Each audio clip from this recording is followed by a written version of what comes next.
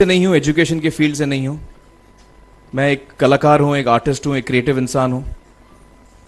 और आप लोग बेहतर जानते हैं एजुकेशन के बारे में। इतने साल से आप एजुकेशन चला रहे हैं। पिछले कुछ साल से मेरा अनुभव हुआ है, चूँकि मैंने कुछ फिल्में की हैं। एक फिल्म थी तारे ज़मीं पर, और अभी हाल ही में मेरी जो फिल्म आई है 3 इडियट्स, ये दोनों फिल्में एजुकेशन के टॉपिक पर हैं। तो लिहाजा मैं इस वजह से मैंने काफ़ी रिसर्च की एजुकेशन के ऊपर, और कुछ चीज़ें मेरे सामने आई हैं और वो चीज़ें मैं आपके सामने रखना चाह रहा हूँ। आज यहाँ पेरेंट्स हैं, एजुकेटर्स हैं, टीचर्स हैं, बच्चे भी हैं।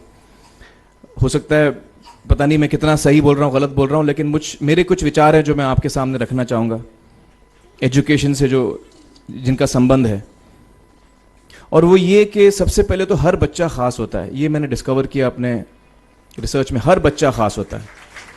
हर बच्चे में हमारी तरह, आपकी तरह और हमारी तरह, हर बच्चे में कुछ ना कुछ काबिलियत होती है, कुछ ना कुछ कमज़ोरी होती है। मुझ में भी कमज़ोरी है, काबिलियत है। आप में भी कुछ ना कुछ काबिलियत और कमज़ोरी है, और हर बच्चे में कुछ ना कुछ कमज़ोरी और काबिलियत होती है। और हमें as parents, as elders, as education system, हमें हर बच्चे की खासियत को पहचानना है, उससे मदद करनी है। उसकी क्या खासियत है, उसका क्या दिल चाहता है, उसे किस चीज़ में खुशी मिलती है, वो हमें उसको हेल्प करना है कि हम उसको वो ढूंढ सके, और उसमें हमें सपोर्ट करना है। और जो उसकी कमज़ोरी है उसमें हमें उसको सपोर्ट करना है।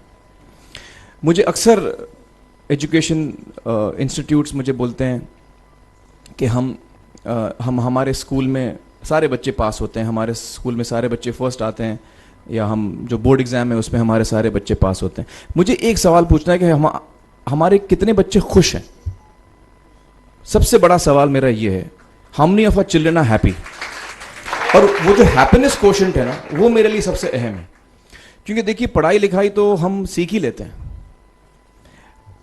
जब मुझे कोई चीज़ सीखनी होती है तो मैं कुछ ना कुछ करके सीख ही लेता हूँ। हमारी फिल्म 3 इडियट्स जब रिलीज़ होने वाली थी, रिलीज़ से पहले हमने कई स्क्रीनिंग्स रखे थे, टेस्ट स्क्रीनिंग जिसको हम कहते हैं, जिसमें कि हम ऑडियंस जैसे आप लोग हैं उनको बुलाते हैं, फिल्म दिखाते हैं, उनसे पूछते हैं कि फ़िल्म कैसी लगी। ऐसे एक टेस्ट स्क्रीनिंग हमने किया था। बम्बई में एक फैक्ट्री में कारीगर लोग काम करते हैं, तो करीब 25-30 कारीगर आए थे उस स्क्रीनिंग में। स्क्रीनिंग के बाद उनका एक कारीगर था, उसने मुझसे एक सवाल पूछा। उसने मुझसे ये पूछा, आप लोगों ने फिल्म देखी है 3 इडियट्स? उसमें उसने मुझे एक सवाल पूछा जो बहुत कमाल का सवाल था। उसने मुझे ये सवाल पूछा कि सर, पिक्चर के अंत में हमें पता लगता है कि आप तो रणछोड़ दास थे ही नहीं, रैंचो तो थे ही नहीं आप, तो सर्टिफिकेट तो आपको मिला नहीं, वो तो जावेद जाफरी को मिल गया। तो आप इतने बड़े साइंटिस्ट कैसे बन गए? इतने बड़े पेटेंट्स, 400 पेटेंट्स, जापानी लोग आपके पीछे पड़े हैं, तो आपको सर्टिफिकेट तो मिला नहीं, तो आप इतने बड़े साइंटिस्ट कैसे बन गए? बहुत ही अहम सवाल है ये, बहुत ही इंपॉर्टेंट सवाल है। और ये जो मुद्दा है उसके हार्ट में जाता है ये, कि जब मैं एग्जाम के लिए रट के जवाब देता हूं और वो जवाब में मुझे नंबर मिलते हैं और मैं पास हो जाता हूं, तो मेरे हाथ में एक पर्चा आता है जो मुझे कहता है कि मैं पढ़ा लिखा हूं। लेकिन वाकई में पढ़ा लिखा हूं या नहीं, ये अभी तक हमको श्योर मालूम नहीं है। लेकिन जब आप नॉलेज चाहते हैं कि आपको मिले, विद्या मिले आपको, तो फिर वो कागज का मायने कुछ होता नहीं है। तो मैंने उसको जवाब में 2 सवाल पूछे। मैंने बोला उसको कि भैया, आपको क्या लगता है मैं अच्छा एक्टर हूं? उसने बोला हाँ, देश भर में आप सब लोग मानते हैं आपको, आप अच्छे एक्टर हैं। मैंने उससे कहा कि भैया, मेरे पास कोई सर्टिफिकेट नहीं है जो कहता है कि मैं अच्छा एक्टर हूं। मेरे पास कोई कागज नहीं है जो मुझे बोलता है कि मैं अच्छा एक्टर हूं। मैंने फिर उससे एक सवाल पूछा कि मैंने सुना आप बहुत अच्छे कटर हैं, आपके जो बॉस मुझे बताते हैं कि आप उनके मेन कटर हैं और आपकी बड़ी इज्जत करते हैं वो। आपके पास कोई पर्चा है, सर्टिफिकेट है जो मुझे बताता है कि आप कटर हो? उसने बोला नहीं सर। तो मैंने बोला आपका जवाब आपको इधर ही मिल गया। Education is beyond marks, education is beyond grades, education is what you learn. और मेरी इच्छा है कि हिंदुस्तान में हम एजुकेशन को इस नजरिए से देखें कि हम अपने बच्चों को वाकई शिक्षा दें। और शिक्षा हम खुशी से दें, क्योंकि शिक्षा में सिर्फ ज्ञान नहीं होता, शिक्षा में एक और चीज़ मिली हुई होती है, वो ये है कि हम अपने बच्चों को डेवलप करते हैं एज ह्यूमन बींग्स। आगे चल के वो ज़िंदगी में अच्छे इंसान बने, आगे चल के वो अपने पैरों पे खड़े रह सकें, आगे चल के वो इज्जत की ज़िंदगी जी सकें, आगे चल के वो दूसरों के बारे में ध्यान रखें, आगे चल के वो किसी के चेहरे पे मुस्कुराहट ला सकें, आगे चल के वो किसी की मदद कर सकें। This is what we should develop of our children. ये मेरी फीलिंग है। मैं जहाँ भी देखता हूँ, ये मेरे साथ भी हुआ है जब मैं छोटा था।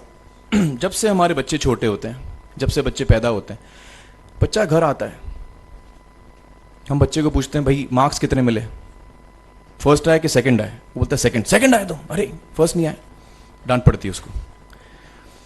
जो बोलता है मैं 10th आया तो उसकी तो हालत ही बुरी हो जाती है।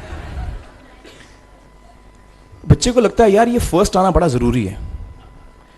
उसको रेस में हम पूछते हैं तुम रेस में फर्स्ट आए कि सेकंड आए, में हम उसको बचपन से, जब से वो केजी लोअर केजी में होता है, जब लोअर केजी में रेस होती है, चमचा मुंह में लगा के उसमें नींबू डाल के भागते हैं। उसमें भी हम बच्चे को पूछते हैं अरे मेरा बेटा फर्स्ट आएगा, ला, ओ बेटा मेरा फर्स्ट आना, मतलब पेरेंट्स चिल्ला रहे हैं बेटा भागो, मतलब नींबू लेके भागो। तो उसमें होता क्या है कि बच्चे को लगता है कि यार ये बड़ा जरूरी है। मेरे पेरेंट्स को हमेशा, मेरे पेरेंट्स मुझे एक ही सवाल पूछते हैं, मैं फर्स्ट आया कि नहीं। उसके जहन में ये बात बैठ जाती है कि मेरे को अव्वल आना है, मेरे को compete करना है, मेरे को बाकी लोग से आगे निकलना है। टीचर्स भी यही सवाल उसको पूछते हैं आमतौर पे, मेरे साथ हुआ है। होता क्या है कि जब वो बच्चा 21 साल का होता है तो वो बड़ा सेल्फिश हो जाता है, और उसको सेल्फिश हमने बनाया, हमारे सिस्टम ने बनाया। वो अपने बारे में सोचता है और किसी के बारे में नहीं सोचता, क्योंकि यही हमने उसको ट्रेन किया है बचपन से। बचपन से हमने उसको यही ट्रेन किया कि बेटा तुम पहले आना, बाकी सब लोग को भूल जाओ। तो जब वो नौजवान बनता है तो उसका नजरिया सोसाइटी की तरफ यही हो जाता है कि भैया मुझे आगे बढ़ना है, बाकी सब बाय हुक और by crook I must succeed, I don't care about anybody else. मेरा ये दिल कहता है, मेरा ये दिल चाहता है कि अगर हम जितने यहां पेरेंट्स हैं, एडल्ट्स हैं, यंगस्टर्स हैं जो कल जाके पेरेंट्स बनेंगे, अगर हम अपने बच्चों को ये सीख दें जब वो छोटे हैं, जब वो घर आए हम उसको ये सवाल पूछें, ये नहीं पूछें कि मार्क्स कितने मिले, उसको ये पूछें कि बेटा आज तुमने किसकी मदद की, आज तुमने किसके चेहरे पे मुस्कुराहट लाई। अगर हम उसको ये पूछें तो उसको ये लगेगा कि यार जरूरी ये है। मेरे पेरेंट्स मुझे हमेशा ये पूछते हैं, मार्क्स का तो कभी पूछते नहीं, वो मुझसे ये पूछते हैं कि भैया तुमने किसको हेल्प किया आज। तो हेल्प करना लोगों को, लोगों के बारे में सोचना, लोगों के चेहरे पे मुस्कुराहट लाना, ये मेरे पेरेंट्स के लिए बड़ा इंपॉर्टेंट है।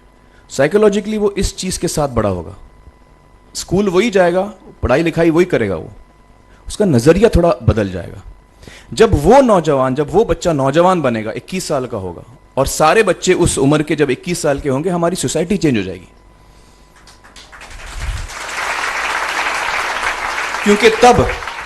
क्योंकि तब हमारी सोसाइटी में ऐसे नौजवान होंगे जो खुद के बारे में नहीं सोच रहे, दूसरों के बारे में सोच रहे हैं। तो मुझे लगता है कि सबसे बड़ी चीज जो हमारे एजुकेशन सिस्टम में मैं देखना चाहूंगा, जो मैंने अपने स्कूल लाइफ में नहीं देखी, कि हमको ये अहमियत इस पे दी जा रही है कि हम अपने आसपास के बच्चों को कितना हेल्प कर रहे हैं। ये एक बहुत बड़ी तब्दीली अगर आ जाए तो मुझे लगता है कि हमारा देश बहुत सुधर सकता है, बहुत बदल सकता है, हम बहुत